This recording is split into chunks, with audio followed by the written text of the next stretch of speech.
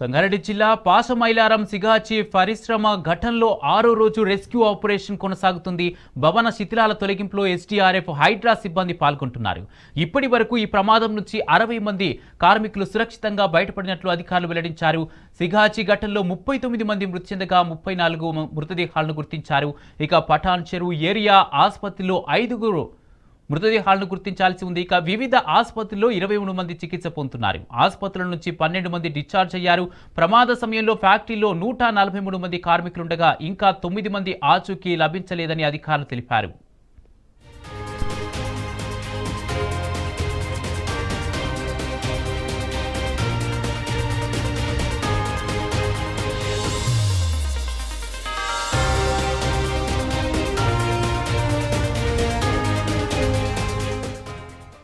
సిగాచి ఘటనపై న్యాయ విచారణ జరిపి కంపెనీ యాజమాన్యాన్ని అరెస్టు చేయాలని సిపిఎం పార్టీ ధర్నాకు పిలుపునిచ్చింది. ఇవాళ కలెక్టరేట్ ఎదుట సిపిఎం పార్టీ కార్యకర్తలు ధర్నా చేయనున్నారు. మృతి చెందిన కార్మిక కుటుంబాలకు ప్రకటించిన ₹1 కోటి పరిహారం వెంటనే చెల్లించాలని డిమాండ్ చేస్తున్నారు.